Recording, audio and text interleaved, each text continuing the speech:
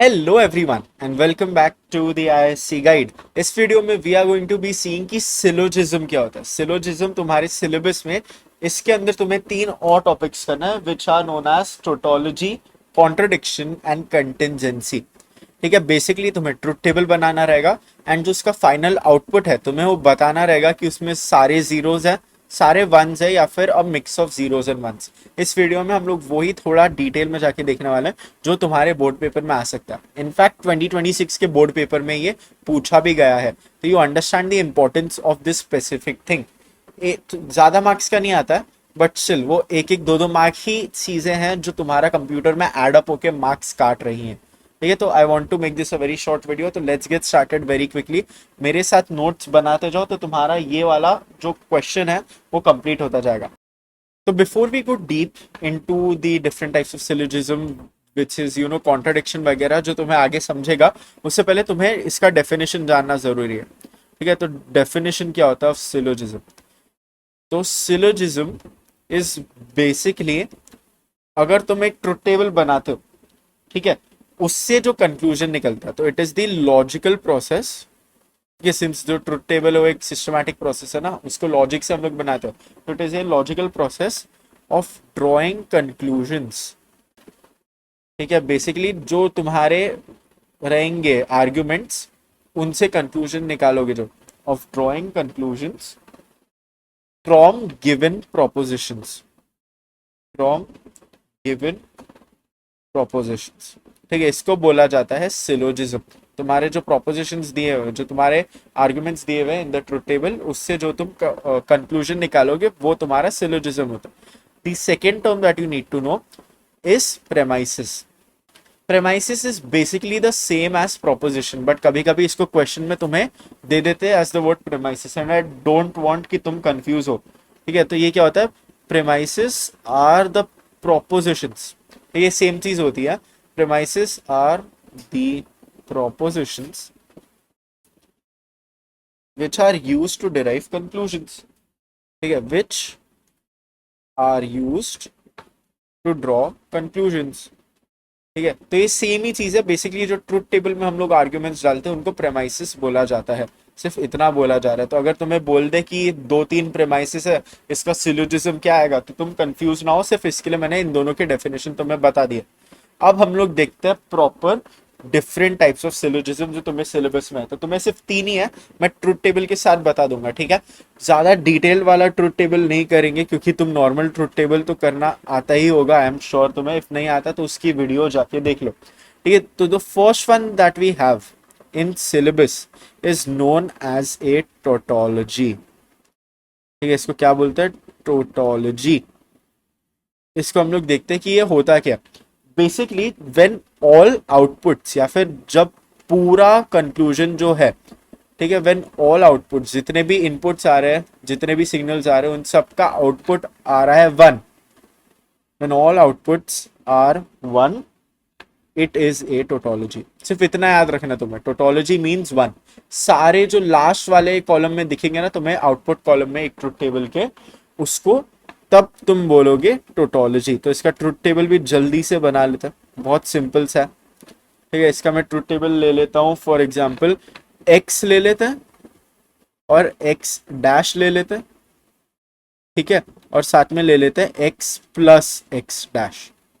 ठीक है, ये प्लस क्या होता है, ये और का सिंबल है। ठीक है, तो एक्स में क्या आ जाएगा, जीरो एंड वन, सिंस ये वन इनपुट है हमारा ट्रुथ टेबल, तो एक्स डैश क्या हो जाएगा, जीरो का वन हो जाएगा और वन का जीरो हो जाएगा। और एक्स प्लस एक्स डैश मतलब दोनों में से भी वन है तो ये वन रिटर्न करेगा, तो ये वन हो गया, ये भी वन हो गया। तो ये क्या आ गया, ये तुम्हारी टोटोलॉजी आ गई। कैसे, सिंस ये जो दोनों है, दीज बोथ आर वंस।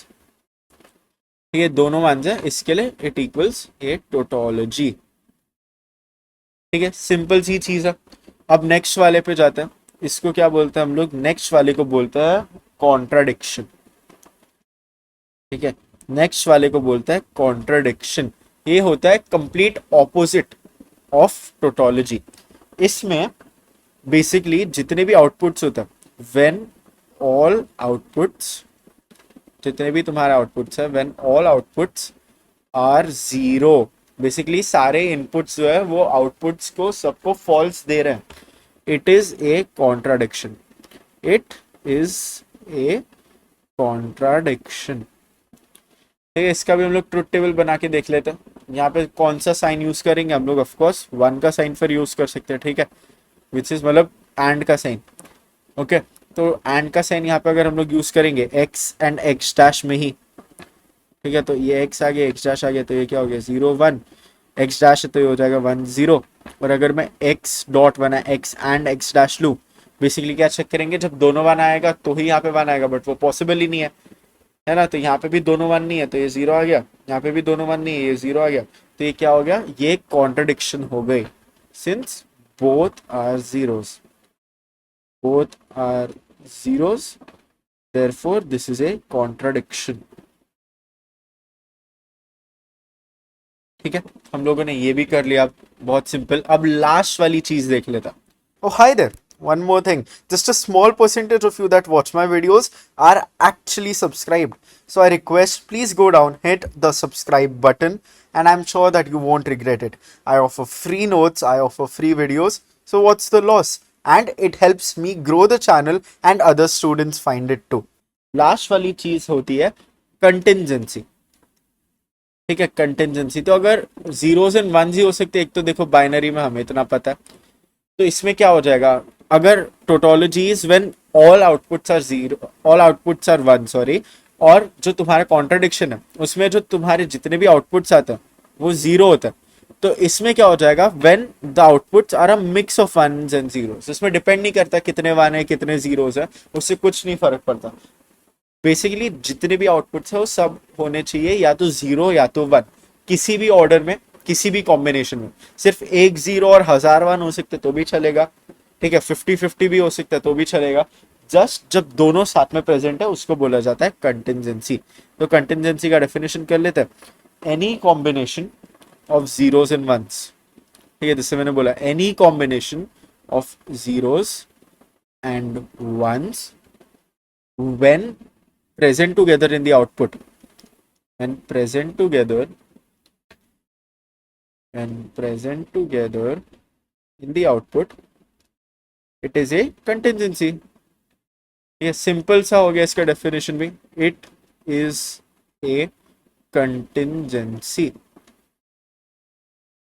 ठीक है, ये हमारा सिलोजिज्म भी खत्म होना है। अब इसका ट्रुथ टेबल बना लेते हैं एंड देन ये टॉपिक भी खत्म हो जाएगा। सिंपल सा टॉपिक है क्योंकि ये बहुत, ठीक है। अभी इसका मैं 2 वेरिएबल ले लेता हूँ, इसको p ले लेता हूँ, इसको q ले लेता हूँ।